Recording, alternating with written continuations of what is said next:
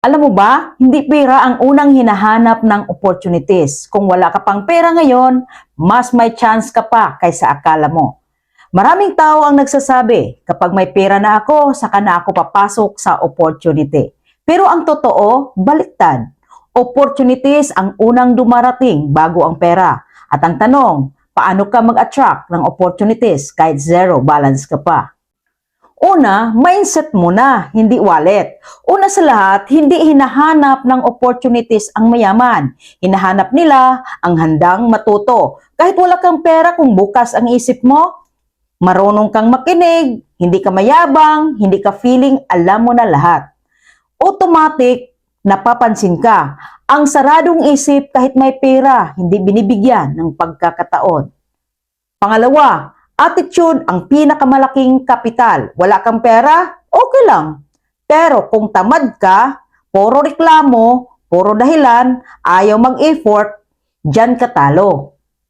Ang opportunities na a-attract sa taong disiplinado, consistent, may respeto sa oras, marunong tumupad sa maliit na bagay. Karakter ang puhunan, hindi cash. Pangatlo, magpakita ka, huwag maghintay. Marami ang nagsasabing wala pa akong pera kaya hindi pa ako ready.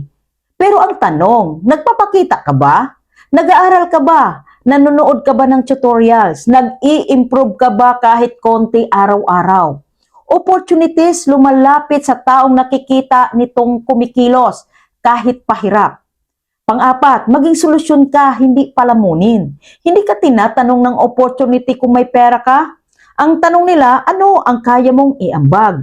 Marunong ka bang magsalita? Marunong ka bang makinig? Marunong ka bang mag-promote? Marunong ka bang matuto? Kahit wala kang puhunan, kukunin ka. Sa panahon ngayon, kahit wala kang pera, may cellphone ka naman, gamitin mo yan. Ipakita mo ang mindset mo. Ipakita mo ang natutunan mo. Ipakita mo ang journey mo. Hindi kailangan perpekto. Kailangan totoo. Opportunities na a-attract sa taong may visibility at value. Ako mismo, nagsimula rin sa wala.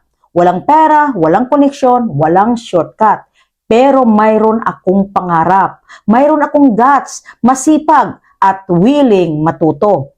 At doon nagsimulang dumating ang opportunities. Kaya tandaan mo ito, hindi pera ang magnet ng opportunity.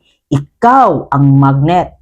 Kung gusto mong dumating ang opportunity sa buhay mo, ayusin mo ang mindset mo. Ayusin mo ang ugali mo. Ayusin mo ang galaw mo. At magsimulang magpakita. Kung nakarelate ka, i-like mo to, i-share mo sa taong akala nila pira lang ang sagot at i-follow mo ko dahil dito, mindset ang puhunan, hindi pera.